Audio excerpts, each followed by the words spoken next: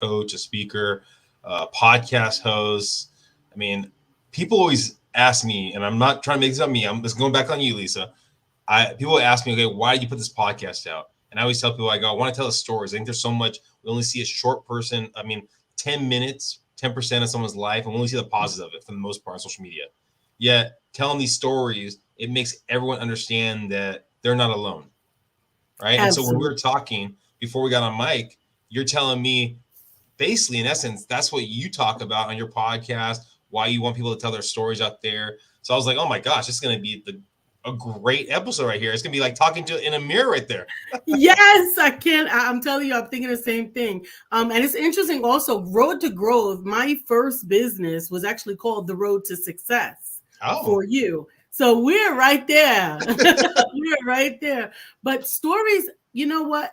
Everybody loves stories. We know that. We know that there are two types of people that love stories. We know that. And that's children and adults. mm, That's everybody, right? That's why we have cartoons and we have movies. That's how we learn. Some of the first lessons that we learned. Everybody remembers the boy who cried wolf. yeah. Everybody remembers that because it was wrapped in a story. If your mom just said, stop telling lies, it wouldn't stick as well Oh, yeah. as the boy who cried wolf, or the little boy who told lies with Pinocchio, right? So understanding that your story has a lesson and a message in it that someone else needs, and they need to hear it. You need to be more than just a byline. Well, and the words we use are so powerful. It's if it's selling a product, if it's basically, I mean, keeping someone engaged in the conversation, whatever it is, the words you use, and I think for the most part is being honest with the words you use, because I think for most of us we can relate when we feel honesty, when we feel someone being authentic. When you start, Authenticity. at least for myself, as soon as I hear someone, oh, that looks seems a little fake, that seems like it's been a script. Yeah, zone them out. I go, okay, I'm gonna get off the phone with you. I'm done. I don't want to listen to things anymore. Absolutely, that's true. And that's one of the things that I tell my authors while they're in the process of trying to create their story is number one, you got to be authentic. Now, I don't do fiction. I personally don't publish fiction except in the form of children's books, but even that has to have a core of truth in it, right? But when you're telling a story, even the dumbest person can tell when you're telling a lie or Yeah. when you're lying to them. It just it's inevitable that it's just not going to resonate. So be ready to tell that story. The other caveat that I have with many of my clients is you need to tell it from a position of forgiveness. I don't want you to share this story that you haven't finished processing with the world, because not only is that bitterness going to shine through, but that unforgiveness will come back on you and it will hurt you worse. Well, I take exception to that idea of that even an idiot can understand if you're lying. There was before I got into real estate, and I've been in the Yeah. business for 9 years, kind of growing thing. I was in the construction field, Okay. and I worked with some people that were very good at bending the truth. And it took me when I first got with them and I started working with them, I took it hook, line, and sinker, that truth, right? Because it was Yeah. the truth they believed, and they were very strong and very adamant about that truth. Yet Wow. over time, I started understanding that truth, even though they might believe that truth and they were speaking to their blue in the face about that truth, that Mhm. actually wasn't the truth. That is so unfortunate, but you're very right. When the thing is, they believed that it was true. Yeah, So when they were communicating it, the fact that they believed it was true added to the authenticity of it, even though it was in fact untrue. yeah. It's very difficult to pull the wool over somebody's eyes with something that even they don't believe. Yeah. We can feel it, we can see it, we can smell it. It just doesn't go over well. Well, walk us through where did this passion come together of telling people stories? Was this at a young age? Were you telling stories to all the people you were meeting? Who was Lisa growing up? So Lisa growing up, unfortunately, was really, really busy trying to live, trying to survive at a very, very young age. But one of the things that I can think back with, part of that survival was keeping people entertained, because even as young as 5 and 6, sort of being separated from my mom and having to be in places where people they could get rid of you if they got tired of you, right? So, or if you were a truculent kid, or if you were any way unfavorable, that was a reason to send her back or send her away, right? So telling stories, or not just telling stories, but being entertaining at that time. I don't think it was as much telling stories. But one moment that actually sticks out to me was when I was very young. I think I was about 8. And I saw a young lady who was upset with what she was doing. She had started a lemonade stand. Probably she was about 11 or 12, and nobody was buying her lemonade. And she was about to cry and shut it down. I think I was about 8. And I said, don't shut down. You have the best lemonade. It's the best. And I think the stories came in encouragement for me. Mm-hmm. And so I was encouraging her and inviting other people to support her. And I really think that that's where that encouragement and that story connecting us together was really born. Did you have someone that was encouraging you? I mean, you're encouraging this at a young age, yet did you have someone that was encouraging you? No, I didn't. And that's one of the things that I realized when I decided to write my first book. I think I was about 35. It was really about the fact that I had become who I needed at that time. And so many people who are successful, one of the things that I find is, yes, they did have someone to help them along the way in many cases, but they also realized something within themselves. And oftentimes, primarily, a lot of the people that I work with, they want to reach back and help somebody else in an area where nobody helped them. So they want to become who they needed. And that's essentially what I think I ended up doing early on.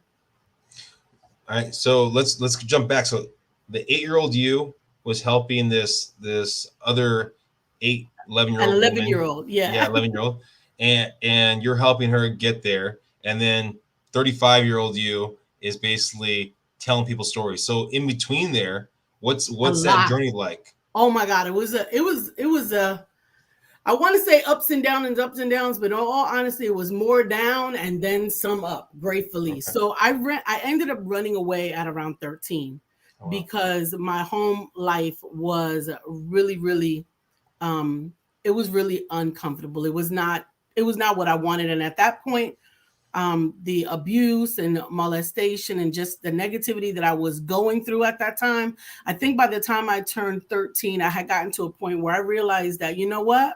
If I stay here, I'm going to hurt somebody, because I'm no longer willing to just be passively in these conditions. So I ran away, and fortunately, I stayed in school for about another. So that was in the 8th grade. So by the time I was 16, I was still in school. I was couch surfing, as you would call it, right? Living from house to house to house with people that would allow me to. And by the time I was 16, I was in a situation where I was assigned calculus in school.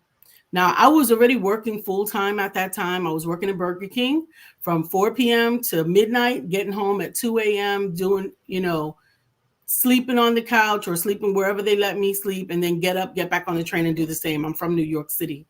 And so when they gave me the people at that time, they were just friends of classmates, friends of people. Okay. Like, I didn't know those people at that time. Up until 16, it was kind of safe. From 13 to 16, it was kind of safe. It was kind of like the friend of a friend. They didn't know why I didn't want to go home this night. I kept everything kind of close to the vest, if you will.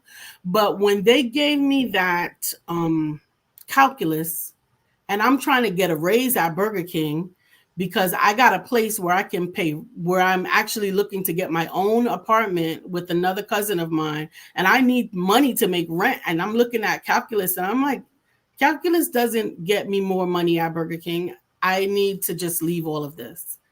And so leaving from that, and I think that may have looked like a downturn, but leaving from that, I actually left the 10th grade and went to a business school. I took the entrance exam for business administration and computers, and I ended up passing the test. They never asked for a high school diploma. They actually had an entry test. So when I passed the entry test, I was able to go in and complete that course. Now, it sounds like, yeah, that was all great and wonderful. And I got those skills and everything, which have been helpful in my life. But from about 16 to about 22, 23, 24, I was living on the street. I was very promiscuous. I was selling my body for making decisions, to try to make life, if you will, and using drugs and kind of like just living here and there, just making it happen. And I'm grateful that those times are behind me. But moving forward, I came to a place now when I was about 24, 25, that I had finally gotten a job. I finally got an apartment, but I was still using drugs and I was still hitting the streets and I was still doing all these things. But I decided that I want to make a change. And so I left where I Why? was. Why did I want to make a change? Mm. I had these visions of the fact that maybe there was more. Maybe there was more in if I had a clean start where nobody knew me, where I didn't have any baggage with me, if you will, that I could do better, do differently, do something Was, else. was there a moment when you felt this? Is it a rock bottom, or was it just an epiphany? What was I that? think it must have. So if I'm going to tell the story truthfully, I've always had a relationship with higher power, even through the mess, through the drugs, through the sex, through the abuse, through the miscarriages, through everything. But it was like that relationship was always there, but it was different.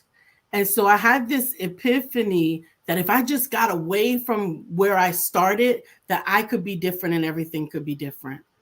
And it was when I had so I saved.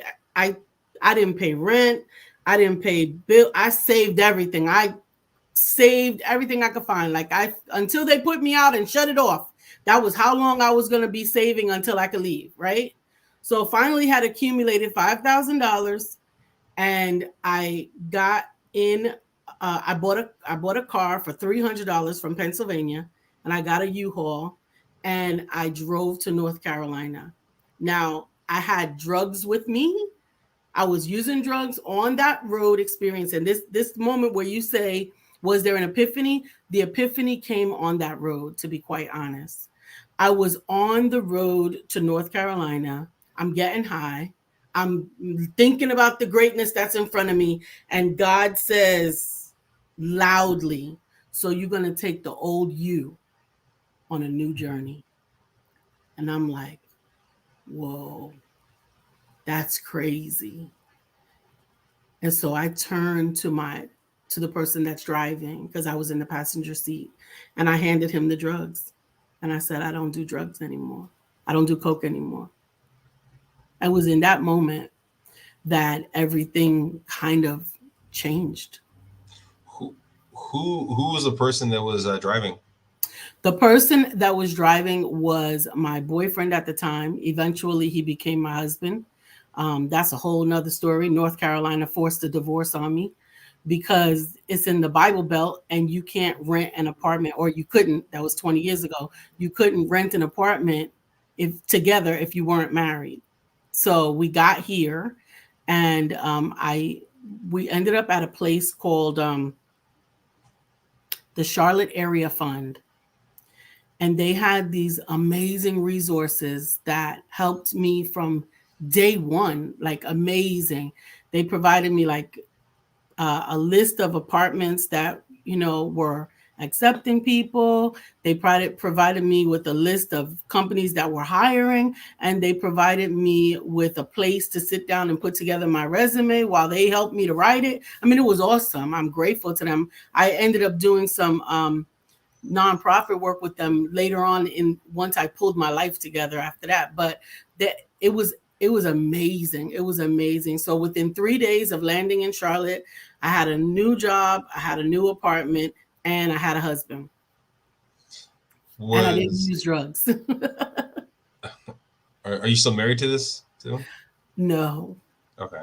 no. So let's go back, was he a good influence, bad No, influence? he was a present influence. That's all he was. We stayed married for almost 20 years, and it was a lot of burdens. I talk about the issues, some of the issues that we had in our marriage in my first book, Discovering Your Why: A Journey to Wholeness, because I really had to heal from the decision to get married. The decision to get married was one that I had to process, I had to heal, because it was like being in a life sentence with someone that I wasn't meant to be with, that I was trying to create into somebody that I was meant to be with, and it wasn't right. It simply wasn't right. It wasn't right for him or me. Well, let's go back to that person in Pennsylvania, right? Person on drugs, right? Person. That was in New York. I just went Oh, to New York. Pennsylvania real quick to buy Okay. a car. Okay. So in New York, right? You're doing drugs. You're Yeah. being promiscuous. You're making money wherever you can. Mhm. You're with this. You're dating this guy. How was the conversation of talking to, hey, let's go to North Carolina? Because you got the epiphany, right? The idea of I Yeah. need to change. Yeah. How was that conversation? In all honesty, I think he would have gone with me anywhere. I Okay. don't, it really wasn't that much of a, it was not much of a challenge to get him to come along with me. Okay. Um, at that time, I thought that when I shifted and transitioned and stopped using drugs, I thought that he had done the same. I found Mhm. out years later that he had not, and that was also an additional burden on our marriage, you know, so that was another issue. But like I said, I help my clients to tell their story from a position of forgiveness and healing. In all honesty, I tell my story and my truth, and I do it as respectfully of our relationship as I can, because we do have a child from that relationship. We have a son who's 25 now, and although we were not the best for each other, it's his challenges are his to tell. And so only where they brush up against mine, like I said, where they were it was challenging. I had quit smoking, I had quit using drugs, I had quit drinking at that time, and to have someone still in partnership with you that's doing those things, it was challenging. It was very challenging. When do you think you truthfully felt that New York Lisa was gone? Probably New York Lisa, as far as the behaviors and the lifestyle. Well, because yeah, you talked about the idea, the promiscuous, the drugs, Yeah, everything like that. She was going on the road. She was Okay, literally in transformation. It was like a road to Damascus experience. It really was. Now that you asked me that question, I that's really interesting, that I didn't have as much of that baggage left. Now I had a ton of baggage. I had a ton of baggage left, you know, the dealing with the limiting beliefs of the origin of Lisa, you know, like where she was born and how she was born, into what circumstances and other things like that. But when the transition came, I think that I could see that there was going to be so much more in front of me than behind, that I did not allow what was behind me at that time to hold me hostage. how? I mean, so it's very interesting the way you said that right there, right? What was in front of you compared to what was behind you, right? And something that I bring up a lot on this podcast is the idea that most of us go away from the idea of fear compared to going towards pleasure, right? Yet, even though you were beaten down, you were fighting through a lot of stuff, you still had enough faith in who you're going to be compared to who you were. Where did that come from? Was it strictly emotional, spiritual? Like, I'm sure that I'm sure that God had a lot to do with it. But one of the things that I explain to people when they ask me the question about how did you decide to become an entrepreneur, it really was not a decision to become an entrepreneur. It was a decision to survive. okay. It was a decision to survive. So I was surviving, and then deciding to use the survival instincts that had kept me alive and kept me, you know, in a place where I could even make the decision. I've had guns to my head, I've had knives to my throat. And now for me to be faced with anything, you got to short, what, you're short on rent. That's not a damn gun. You're not getting ready to take me out with that.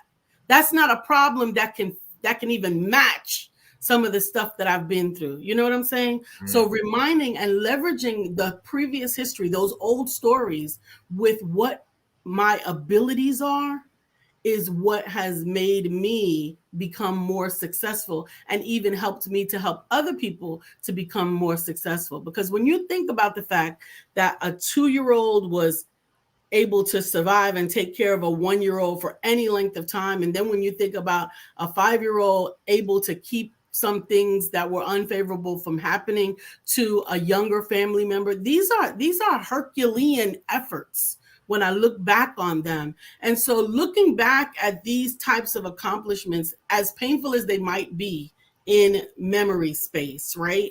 There's still one thing that is common with them all. It took Herculean effort. It took the power of God. It took resiliency to go from where you were from one day to the next and still be standing. And so by taking that and applying it today, I believe is what moves forward. And that's also what I challenge my clients to do. You've already done more than you've given yourself credit for. If you were to sit back and consider what you made it through, a situation or a circumstance that was uniquely designed to take you out, and you can still open your eyes and you're on the other side of it, there's something in you that's special. There's something in you that's unique. There's something in you that you are now responsible with sharing with the world. When did you get the idea that you wanted to start your own business? That was another situation where it was a message from God. I hadn't even thought about this as well. I was working, like I said, when I moved here, I got a job when I moved to Charlotte. After 2 years of working in that job, I began working I had the opportunity to go on a job interview with IBM. So it was IBM hired me without the necessary skills and experience because of the things that I shared with them that I knew and that I understood about technology. They actually took me from a receptionist job making $19,200 a year to a help desk representative, and I think I was making $33,500 when they first hired me as a contractor. And in the same year, 6 months later, making $40,000. Who is this? She has a 10th grade education. Who the hell is this? So I'm already feeling like I'm living on God's grace at this time, right? And I am doing everything I can to give back. I'm going to church. I'm mentoring people. I'm working in nonprofits. I'm doing all these things along with it. Fast forward 17 years, I am doing all these things and God has still set me up. IBM has hooked me up. I got like 8 weeks vacation paid every year, 6 of which I can use to work in nonprofits. And then suddenly, boom, God hits me again. When will you trust me? I'm like, are you kidding me? My whole life is based on trust. Everything I have, I don't deserve. You've helped me to get it every day. And then he says, no, you don't trust me. You trust in the 1st and the 15th. Those are paydays. So he was telling me, you're trusting in these paydays.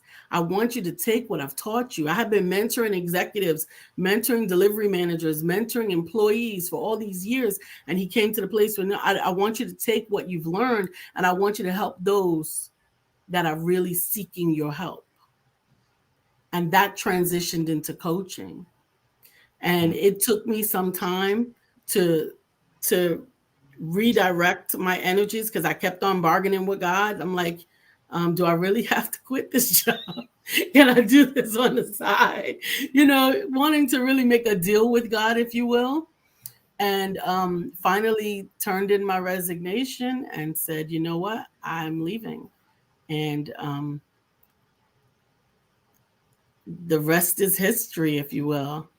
How long from that, I guess, that epiphany, that thought, from actually execution? From the epiphany to the negotiation with God was probably 2 years. And then when I finally turned in my resignation, yeah, I would say it was about 2 years. It was 2 years. So I wrestled with it. What do you think gave you the strength to give up this, I mean, good paying job, the That's benefits? that's Yeah, the key right there. yeah, This good job and these good benefits, right? Your yeah. people are like, you're crazy to give that up. And God, I lost my mind. They need to be quite honest. I lost my mind. I couldn't do for them what I was doing all along. I lost my mind. My ability to successfully do my job just like turned into, it was crazy. It was like a short computer shortage, a short circuit in my brain. And so I took time off, to just a little bit of time to thinking, well, maybe I just need to rest or whatever the case might be. But ultimately what happened was that God was not to be silenced. That message kept on resonating and resonating, and it was just time to go. Like I couldn't go back. You can't stay. You got to move forward. So it was just kind of like the ringing was getting louder, the words are getting louder, and finally just you had to kind of go with it. The words were getting louder, and nothing else made sense. Nothing else worked. Along my entire life, even when it wasn't working well, I could still figure it out. But in that case, it was like, you're going to keep bumping your head or you're going to listen to me. I couldn't figure out what I was supposed to be doing there anymore because that season had passed. Were you still at that time married to your previous boyfriend? Yes. What was his take on this? What was it, supportive? Was it go with the flow? Okay. It was nothing at all, really. It was, he was there. He was there. He was along for the ride, and he was along for the responsibility. A lot of what was going on, I didn't share with him at that point. By that point, we've been divorced now for 6.5 years, and I have been married now for 5 years to my amazing husband that you'll meet. When so you're starting the business, you're building the business, the coaching, helping people out. Was there a moment then when you go, I'm on the right path, or was that strict from the start, or was there you had enough work, or what was that moment there? No, that was a difficult time. It was a difficult season because I was and am very good at what I do, but I did not understand the business side of it. I did not understand how to necessarily make money with what I was doing. And although I had a lot of money to work with, it was challenging because I didn't know what I was doing. I wanted to help people to build and grow their entrepreneurial efforts because the scripture that consistently is the cornerstone of my business is your gifts will make room for you and you will leave a legacy unto your children's children. I believed that then, but I didn't understand how it worked yet. And so I invested everything that I had in learning and trying to help others to be successful even before I was successful. And it was challenging. How did you find out how to make money? You said you didn't know the way of making money. How did you find out? I didn't know. Losing everything will help you find out. I'm gonna tell you that. So I lost everything. I lost my building. I had a facility. I had 12 offices. I had 2 event spaces. I had, people that were coming in and being mentored and coached by me, but no one was paying, and I didn't care because I wanted to see them do better and have opportunities and all these things. And finally I had a dream that if you don't make money from this, one day you're going to come to this office and all of those people who've been relying on you are going to be behind you, and you're going to find an eviction notice on the door. And that dream became a reality. I showed up and everything was gone. Everything was shut down. and I couldn't get back in anymore. And I had to learn how to sell, and I had to learn what the business structures were to become successful. And so I had to take some of my natural abilities, which were in the area of marketing, and I had to conflate them with sales. And I'm grateful that taking those marketing classes and those sales coaching classes both ended up helping me to save my business and developing a profitable business, as well as a strategy to now also equip others to do the same. So you signed up with a coach, or was it more of a just class structure? Okay, was a coach. Yeah, I signed up with two coaches. One coach I ended up marrying, but he wouldn't coach me. We were already in couplehood, and I realized that he was really, really awesome with what he was doing, and he was already smitten with me. So he wouldn't formally coach me, but I tell you that I sat in on every class that he ever gave. I did, what do you call it? Like proxy coaching. Whenever he had a client, I would like hover in the corner and take my notes and do all of those things. But I also had a marketing coach. So putting those two things together, along with the fact that I had already taken life coaching certifications. I had taken NLP and all of that before moving into this area. So I had a lot of the how, but none of the, I knew how to do what I was doing, but I didn't know how to be compensated for it. And I didn't know how to structure it as a business. So being able to do that has been what's made it successful. Oh, so you've taken classes for NLP? Yeah. Oh man, I'm going to talk to you about it after this podcast. We're going to do an NLP event actually in the next couple of weeks. Oh, awesome! So you're going to one? No. Me and someone else, past guest of mine, are going to have like a little NLP kind of conversation. So I'll have to invite you to that. Awesome. Yes, absolutely. I think it's really, really, there are so many different components for success. Why not tap in to the ones that can help? NLP, I think it's massive. It's been massive to my business. It's been massive to the conversations I have. Mm-hmm. I mean, it's if you're listening right now and if you're looking to build your business, or you're in your business and you haven't taken NLP classes, I would look into it seriously as soon as possible. Just take some classes, get the understanding of it. It'll help you immensely. Absolutely. Absolutely. And for those who don't know, NLP, neuro linguistic programming, it is really, really powerful. It's a powerful tool, but our mind is a powerful tool. Oh, yeah. Really learning how to tap into it. We already all know, and I think most of us agree, that we only use a small percentage of our brain's capability. So every time we open a door and let in someone else's thought circuitry, combine with ours, I think that we get to expand just a little bit more, or detract, depending on what you let in. Now, going back to how you were raised, to the younger person of you, I mean, I could see a lot of other people saying, woe is me, my life is horrible, why should I give back to other people? Yeah, you've constantly had this idea of, I want to help others. Where do you think that comes from? Do you have any idea? Have you ever thought about that? Yeah, I have thought about that. You're getting to me. All right. So just to share, I am in relationship with my mother. I love her very much, but she had me very, very young.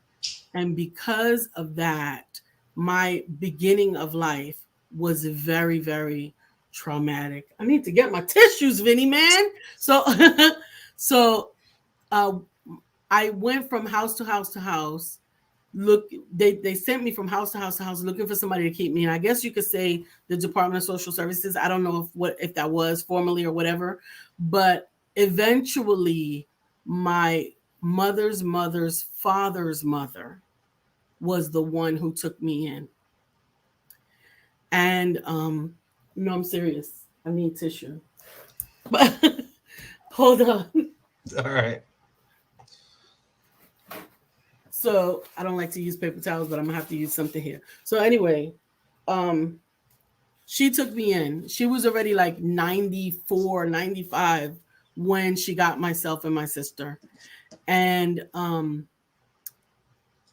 she was already very loving and very caring, and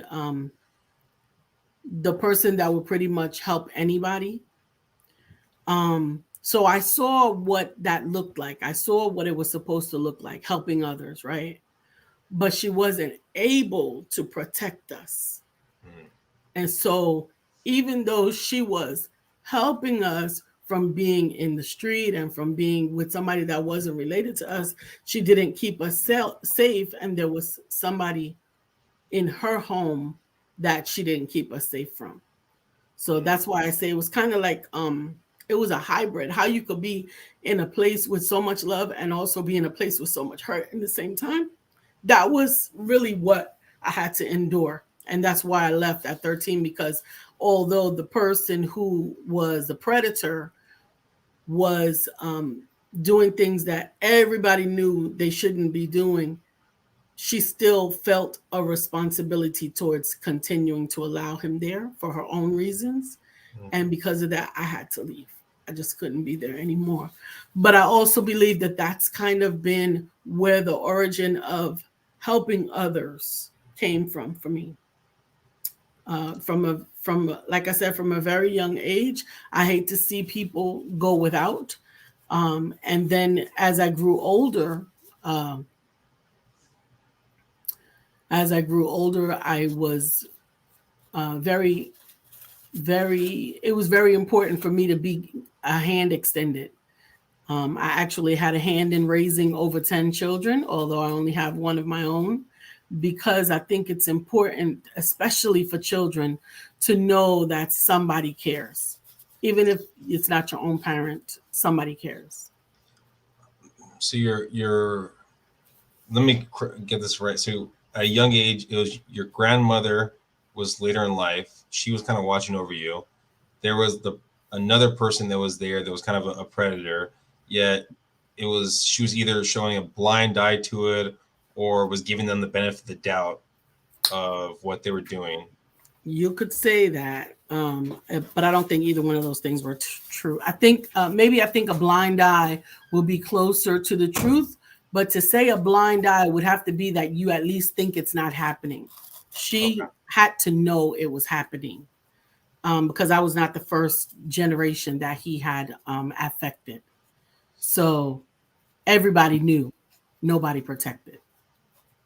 I mean, if being I guess at the core of it, except for this huge thing that she was allowing to happen, right? Being at the core of it, a good person, wanting to help other people, right? How do you adapt the way that you love and give because it seems like you need to be honest and truthful and have that hard truth, hard honesty, and saying, hey, you're doing bad, this is not good, instead of just brushing it under the rug. I mean, how do you adapt the idea of love and the tough love and everything like that? It's taken a lot of work. It has taken a lot of work. There's been a lot of heart work, a lot of limiting belief work, a lot of forgiveness work. I mean, it's been a lot of work. It's not been like wake up and everybody's happy, let's sing kumbaya. There's been a lot of hurt, a lot of hate. There was decades of hate to move to a place of love, a place of understanding, and also where I learned about some of the origin of even that person, the predatory person, where I learned some of the origin of their predatory behavior. And we've all seen movies where they take you back to when the predator was being the one who somebody else was the predator upon, all of that, right? The prey. Yeah. Exactly. I couldn't get those words out. So, I mean, learning and beginning to process forgiveness, learning that everybody had the origin of their pain and the origin of their expression of that pain. One of the things that my sister told me maybe it's been a couple of years now, but it changed the way I looked at things, and I think it changed the way that she looks at a lot of things, was when you're in those situations, you almost tell yourself they're doing the best they can with the tools they have. Absolutely. Right, because that's how they were raised. That's how they Yeah. So I mean, it's a It's very, very negative thing. And you have to go, you know what? They're doing the best they could with the tools they have. So, absolutely that was one of the lessons that I learned from reconciling myself with the physical abuse, because like I said, some of it was sexual abuse, but some of it was physical abuse. My caring, loving great grandmother was was physically abusive, although she was caring and loving. And mm, it wasn't only until I understood some of that message that your sister shared, the tools that you have, mm, understanding that some of the things that she did was the only way she knew to mm, bring about safety, right? Because you think about her, my great grandmother, that's who she was, my mother's father's mother, her father was a sharecropper and his father was a slave. mm, So that meant what she learned was from a very short time of freedom. yeah. And so her job was to keep us safe as well as she could think of. And sometimes keeping you safe meant keeping you quiet, keeping you still. And you know what? Maybe she didn't think that she could do that any other way other than with an extension cord or a brick or whatever the case might be at the time. And again, that's not a blanket excuse for anybody to abuse. I'm talking about years of processing and understanding and getting to a place where I can still accept the good and throw away the bad of a situation. I realized that some of it was just not having the right tools to bring about health and safety. If you could go back and talk to your younger self, is there any words of wisdom that you might be able to say to them? To talk to my younger self, I always say it gets better from here. And I talk to her all the time. It continues to get better because it's important to go back and remind yourself that the things that come easier to you now were a direct result of the things that were challenging to you then. There are skills that we have, that I have, that I know I would not have gained if I had not had the life that I had. Well, I appreciate you, Lisa. Hopefully, everyone listening got some great nuggets. I mean, we didn't dive too much into your business, but we dived into your story. And I think there's so many people out there that are in a tough time right now. They look at it, oh my gosh, there's no way of getting out of it. It's finding kind of where you want to be and building a roadmap of getting there and just doing it. I mean, just Absolutely. moving forward, going towards where you want to be, and you will be that person if you have faith in who you are and know you're worth it. Absolutely. Continue to believe that you're worth it. I think that that is a big key to it. As long as you continue to believe that you're worth it, you can do anything. And sometimes when we need a little extra, think about the things who would not survive if you didn't persist. You know, sometimes that extra, it might feel like weight, but sometimes that extra responsibility is exactly what we need to make that next step, that to overcome that next obstacle. Just, you know what? There's no other choice. We got to do this. We're going to make this happen. If someone's listening right now and they want to basically follow your journey of telling other people's stories, telling your story, I mean, reaching out to you, what's the best platform for them to follow you? So the best well, we found out today that we got to be conscientious of platforms, right? The best way to connect with me is to go to IamLisaSantiago.com. You can go there, you can see what's going on with me, with my network of Empowerment Circle, and you can watch us on our daily podcast, Monday through Friday, the Empowerment Duo. It's on Facebook, LinkedIn, and YouTube as well. We're just looking to help to share a message of hope and love with people, letting people know that even in your worst circumstances, your worst situation, there is fruit even in that will allow you to achieve things that you had never even considered. Again, thank you again, Lisa, for being here. Thank you, everyone listening. Please subscribe, please share, go follow Lisa's journey. I mean, I think me and her want to make sure that everyone has a path of getting forward, and know you're not alone. You're not alone. There's someone out there that cares for you. There's someone else that wants to help you out. Just start moving forward and find that person. Thank you, everyone. Absolutely. Please subscribe, please share, and have a great one. Bye, everyone.